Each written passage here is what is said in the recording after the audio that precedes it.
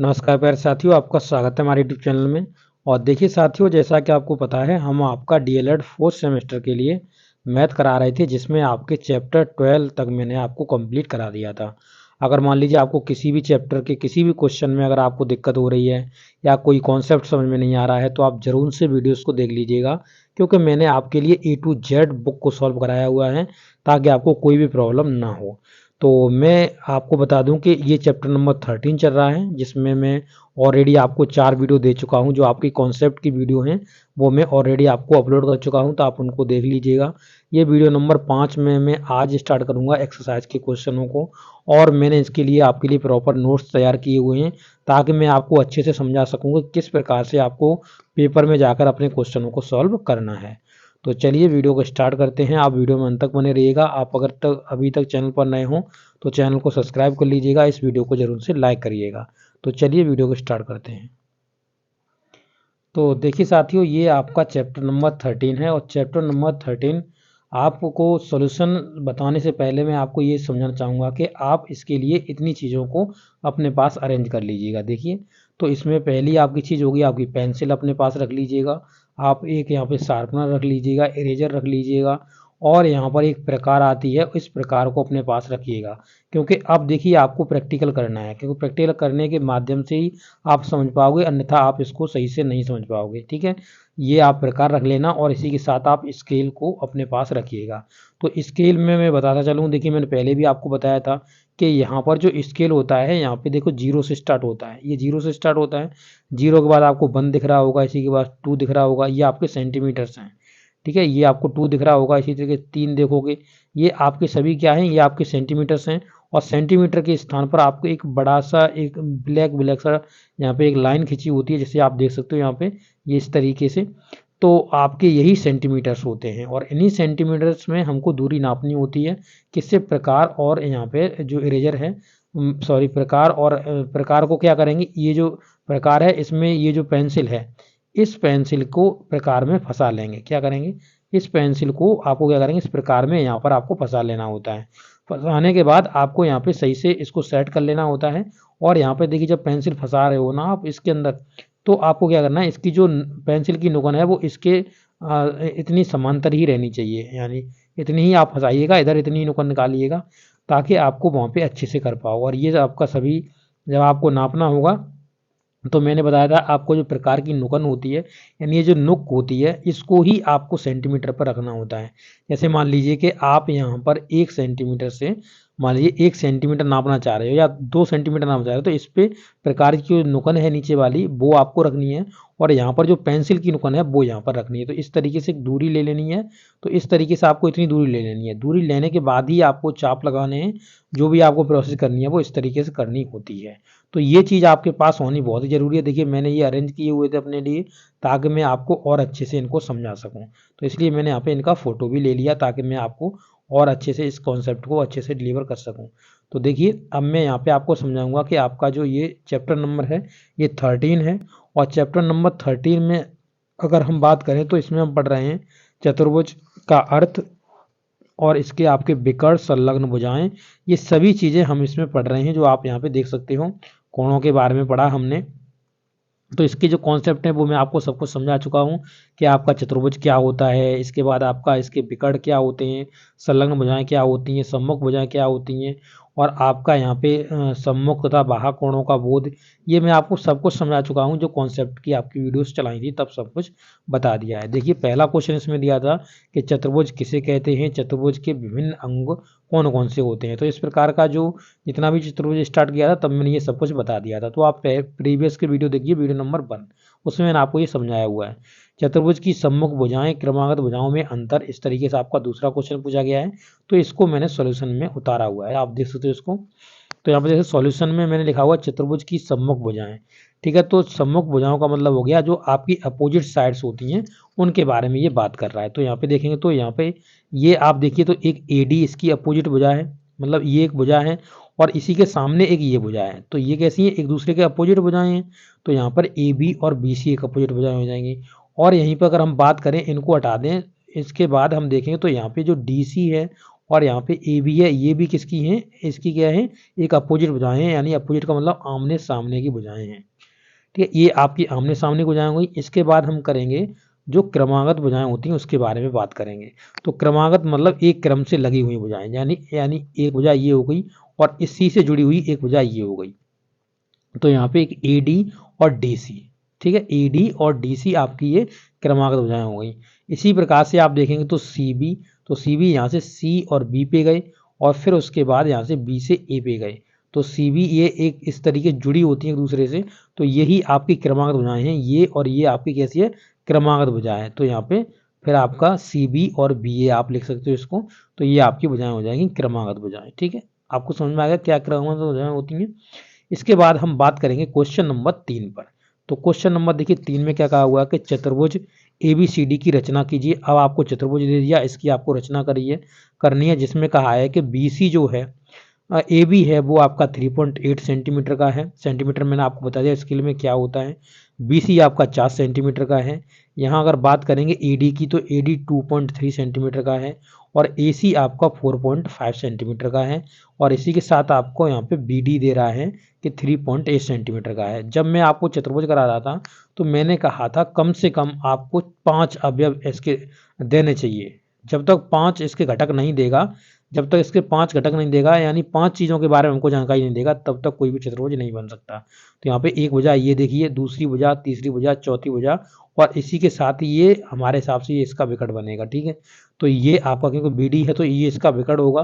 तो ये 5 चीज़ें आपको देनी चाहिए, तभी आपका चतुर्भुज संभव है, अन्यथा चतुर्भुज संभव नहीं होता, उसकी रचना नहीं हो सकती है। तो अब इसकी रचना हो सकती है, आप इसको समझ सकते हो, मैंने आपको बता दिया। और इसमें क्वेश्चन पूछ रहा है कि आप CD को नापिए, CD आपकी कितनी होगी, इसको आपको नाप के बताना है। तो देखिएगा रेखाखंड यहाँ पे हम डाल लेंगे, पहले जो हमको इसकी रचना करनी है तो रचना के पद नंबर फर्स्ट पॉइंट डालेंगे, इसमें लिखेंगे रेखाखंड। रेखाखंड क्या होता है इसके बारे में आपको ऑलरेडी बता चुका हूँ।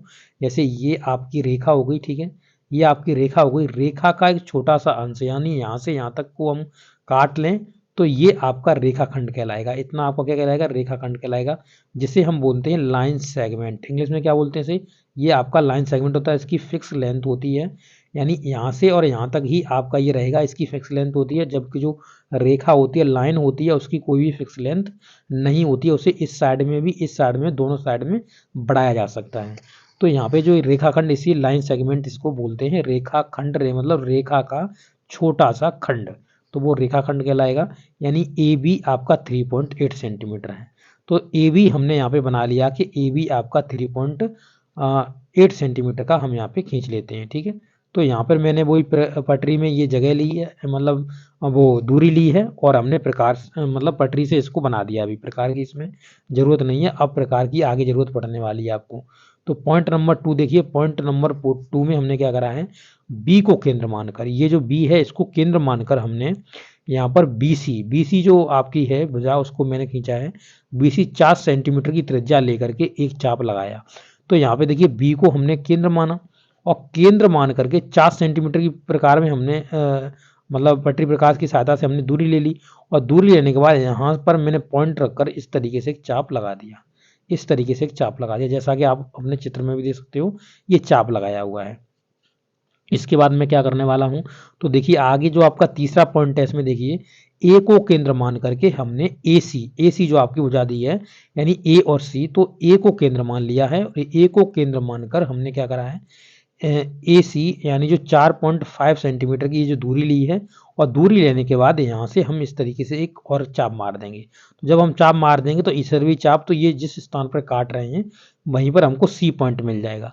C पॉइंट मिल जाएगा तो पटरी रख के इस तरीके से इसमें मिला दो और इसे इससे मिला दो। इस तरीके से मिलाना होगा आगे वाले पद में, इस तरीके से आपको मिलाकर मैंने दिखाया हुआ है। ठीक है, तो आप देखेंगे, देखिए मैंने यहाँ पे मिलाकर दिखाया हुआ है ताकि आपको और अच्छे से समझ में आ सके। तो देखिए यहाँ पर मैंने इसे C पॉइंट से मिला दिया है दोनों को, तो ये 4.5 सेंटीमीटर की हो गई, ये आपकी जो AC हो गई ये 4.5 सेंटीमीटर की हो गई और यहाँ पर जो आपकी BC हो गई वो आपकी 4 सेंटीमीटर की हो गई। ठीक है, इस तरीके से आपको मिला लेना है। अब मिलाने के बाद देखिए चौथा पॉइंट जो है, A को केंद्र मान करके AD 2.3 सेंटीमीटर, तो A को केंद्र मान करके कहा है इसने 2.3 सेंटीमीटर की दूरी की त्रिज्या लेकर के एक चाप लगाइए। तो यहाँ पर आपको क्या करना है, यहाँ पे ए को केंद्र मान लेना है। देखिए ये ए का ए है, ए को केंद्र मानकर 2.3 सेंटीमीटर की आपको दूरी लेनी है। तो यहाँ पे 2.3 सेंटीमीटर की दूरी लेके इस तरीके से चाप लगा देना जैसा इसमें लगा हुआ है, ठीक है। इसी तरीके से आपको एक चाप लगाना है और चाप लगाने के बाद आप यहाँ पे देखेंगे आपको अब क्या करना है, तो बी को केंद्र मान करके आपको बी डी जो आपको दिया हुआ था 3.8 सेंटीमीटर का, तो बी को केंद्र मान करके इसमें हम क्या करेंगे, इसमें एक चाप लगा देंगे 3.8 सेंटीमीटर की दूरी लेकर के इसमें चाप लगा देंगे बी को केंद्र मानकर। इसको केंद्र मान करके बी को केंद्र मान करके यहाँ से इस तरीके से चाप लगा देंगे और ये पहले से ही 2.3 सेंटीमीटर का खिंचा हुआ था। तो अब इनको यहाँ से ए को डी से मिला दो और डी को बी सी से मिला दो, इस तरीके से आप मिला देना। तो ठीक है, सबकी मैं दूरी लिखता जा रहा हूँ, साथ ही साथ मैंने लिखा हुआ है। तो ये आपकी जो दूरी है वो आपका 4 सेंटीमीटर, ये 4.5 सेंटीमीटर ये आपका ए सी था। इसी प्रकार से आपका जो नीचे था वो आपका 3.5 सेंटीमीटर का था। यहाँ से 2.3 सेंटीमीटर की ये दूरी है और ये जो आपकी दूरी है इसको आपको नापना होगा। तो उसने ये तो कहा था कि सी डी दूरी को नापना है। तो अब देखिए यहाँ पर आप देख सकते हो, अब बिंदु डी को हम सी से मिला देंगे, जैसा कि आपने चित्र में देखा कि हमने बिंदु डी को सी से मिला दिया। ठीक है, अब मिलाने के बाद आप देख सकते हो यहाँ पर अभीष्ट चतुर्भुज ए बी सी डी बनकर तैयार हो चुका है। तो चतुर्भुज आपका ए बी सी और डी ये आपका चतुर्भुज बनके तैयार हो चुका है, जिसे आप अपने चित्र में भी देख सकते हो तैयार हो चुका है। अब सी डी के बीच की दूरी को पटरी की सहायता से नाप लीजिएगा। तो ये जो आपके सी डी के बीच की दूरी है ये कितनी है, ये पटरी की सहायता से आप नाप लोगे। तो नापने के बाद हमें पता चला कि इसकी जो दूरी निकलेगी वो आपका 2.3 सेंटीमीटर की 6 सेंटीमीटर की दूरी हमारी निकल कर आई। तो इस तरीके से आप मिला पाओगे, आप इसकी रचना कर पाओगे।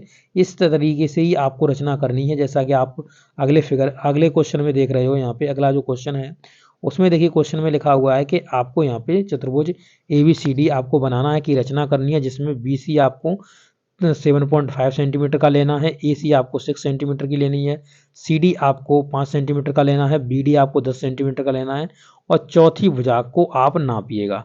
तो पहले तो आप इसमें ये देख लीजिएगा कि आपको कितने अवयव इसमें जो आपके यहाँ पे जो घटक हैं वो आपके कितने दिए गए हैं। तो देखिए एक घटक दिया गया है, दूसरा घटक, तीसरा और चौथा, 4 आपको चीजें दी गई हैं। 4 चीजें आपको अगर दी गई हैं तो आपका कभी भी चतुर्भुज नहीं बनेगा। हमने कहा था कम से कम आपको 5 चीजों के बारे में जानकारी होगी तभी आप चतुर्भुज बना सकते हो, अन्यथा चतुर्भुज आपका कभी भी बनने वाला नहीं है। तो अब चतुर्भुज नहीं बनेगा। तो देखिए यहाँ पे मैंने स्टेप लिखे हुए हैं, स्टेप के माध्यम से आपको करके दिखाया और बाद में ये नहीं बना था मेरा। तो देखिए स्टेप 1, तो स्टेप 1 में हमने क्या करा हुआ है कि आपका BC आपको हमने यहाँ पे पटरी की सहायता से यहाँ पे बना दिया है 7.5 सेंटीमीटर का BC बना दिया है। स्टेप 2 में हमने क्या करा हुआ है, तो स्टेप 2 में हमने CD जो थी 5 सेंटीमीटर की उसको हमको बनाना है। तो CD यानी C को केंद्र मान करके हमने 5 सेंटीमीटर की दूरी ली है, यानी पटरी प्रकार की सहायता से आपको लेना बता दिया। यहाँ से इस तरीके से एक चाप लगा दिया है, आप देख सकते हो चित्र में, ये मैंने एक चाप लगा दिया है। इसके बाद थर्ड स्टेप क्या है, तो थर्ड स्टेप में आप देखेंगे तो यहाँ पर जो BD है 10 सेंटीमीटर की, तो B को केंद्र मान करके हमने क्या करा है और 10 सेंटीमीटर की दूरी ली है और 10 सेंटीमीटर की दूरी लो करके जो हमने अभी यहाँ पे C से एक हमने पॉइंट ऊपर लगाया हुआ था इस तरीके से ये चाप, तो इसे ही चाप को हमने इस तरीके से ये काटा हुआ है। ठीक है, ये कट जाएगा आपस में। तो काटने के बाद ये 10 सेंटीमीटर की दूरी खिंच जाएगी और यहाँ से इसे इस तरीके से मिला लीजिएगा। तो ये आपका एक त्रिभुज का निर्माण हो गया। ठीक है, अब आगे इसने जो कहा हुआ है स्टेप नंबर 4, तो स्टेप नंबर 4 में उन्होंने कहा कि हमने AC हमने आपको दिया हुआ है कितना, हमने आपको 6 सेंटीमीटर का दिया है। तो AC, तो अभी तो ये तो हमको पता नहीं, C पता है, तो C को केंद्र मान करके दूरी लेंगे और दूरी लेने के लिए इस तरीके से चाप लगा देंगे। तो अब चाप लगाने के बाद आपको एक भुजा और दी होती तब ये बनता, फिर इस तरीके से ये मिलता तब ये आपका चतुर्भुज बनता। परंतु अब आपको कोई भी एक जानकारी दी नहीं है, तो दी नहीं है तो ये आपस में काटेगा नहीं, तो ये चतुर्भुज आपका संभव भी नहीं है कैसे भी। ठीक है, तो चतुर्भुज ABCD की रचना संभव नहीं, क्योंकि यहाँ केवल 4 घटक दिए गए हैं और कोई भी चतुर्भुज तब तक बनना संभव नहीं होता जब तक कि उसके 5 घटक ना दिए गए हों। तो जब तक आपको 5 घटक नहीं देगा तब तक आपका चतुर्भुज बनने वाला नहीं है। ये चीज़ अपने दिमाग में सेटअप कर लीजिएगा। ठीक है, अब देखिए क्वेश्चन नंबर 5। तो क्वेश्चन नंबर देखिए 5 में क्या कहा हुआ है, तो ये बोल रहे हैं क्वेश्चन नंबर 5 में कि सम्मुख कोण यानी अपोजिट एंगल किसे कहते हैं, ये आपसे पूछा गया है। तो सॉल्यूशन में लिख लीजिए, चतुर्भुज के आमने सामने के कोण को सम्मुख कोण कहते हैं, जैसा कि चित्र में दिखाया जा रहा है। तो ये आपके लिए चित्र बनाया है, इसमें देखिए ये एंगल, ठीक है, और ये एंगल आपके कैसे हैं, अपोजिट हैं एक दूसरे के। तो एक दूसरे कैसे हैं, सम्मुख हैं यानी अपोजिट हैं। तो आपका ए एंगल और सी एंगल एक दूसरे के अपोजिट हैं। ऐसे ही आपका डी और बी एंगल एक दूसरे के अपोजिट हैं। ठीक है, तो यही आपके चित्र, इसी तरह के चित्र दिखा दीजिएगा और बना दीजिएगा, लिख दीजिएगा। अब आप क्वेश्चन नंबर 6 देखेंगे। तो क्वेश्चन नंबर देखिए 6 में क्या कहा हुआ है, चतुर्भुज के अंत है तथा बाह्य कोणों को समझाइए। कि चतुर्भुज के अंतः कोण क्या होते हैं, बाह्य कोण क्या होते हैं। चतुर्भुज के अंदर के कोण को अंतः कोण कहते हैं, कहा जाता है, जैसा कि चित्र में दर्शाया जा रहा है। तो देखिए चित्र में मैंने यहाँ पे आपके लिए दर्शाया हुआ ताकि आपको अच्छे से समझ में आ सके। तो यहाँ पे कोण ए, कोण बी, कोण सी, कोण डी। तो यहाँ पे कोण ए, कोण बी, कोण सी, कोण डी, ये देखोगे तो ये सभी अंदर के कोण हैं, तो इसे अंतः कोण बोला जाता है। ठीक है, बाह्य कोण। तो बाह्य कोण क्या होते हैं, इसके बारे में जानिएगा। तो बाह्य कोणों में देखेंगे, चित्र में दिखाई दे रहे सभी बाह्य कोण हैं। तो यहाँ पे आप देख सकते हो, ये जो बाहर के कोण हैं, ये जो बाहर के कोण हैं, ये सभी बाह्य कोण हैं। और सभी बाह्य कोण हैं, ये हमेशा जो अंदर का कोण है 180 अंश माइनस के अंदर के कोण। क्योंकि आप देख सकते हो यहाँ पे ये आपका एंगल ए था अंदर का, तो बाहर का कितना होगा, क्योंकि ये स्ट्रेट लाइन होती है, स्ट्रेट लाइन पे हमेशा 180 का एंगल बनता है। और इस तरीके से मान लो खींच लेके ले गए हो, तो ये एंगल दोनों को जोड़ के 180 अंश होना चाहिए। अब मान लो ये एंगल हमारे पास ए है, तो ये एंगल हमारे पास 180 अंश माइनस का ए हो जाएगा। क्योंकि अगर मान लो ये ए आ गया आपका 30 अंश का, 30 अंश का आ जाएगा, तो 180 में 30 अंश घटा देंगे तो ये 150 अंश का बच जाएगा। समझ रहे हो ना। तो सभी बाह्य कोण 180 अंश माइनस ए, 180 अंश माइनस बी, 180 अंश माइनस सी, 180 अंश माइनस डी, ये आपके एंगल्स बन जाएंगे, जैसा आप चित्र में यहाँ पे देख सकते हो। ये सभी आपके कैसे हो जाएंगे, ये सभी आपके बाह्य कोण हो जाएंगे।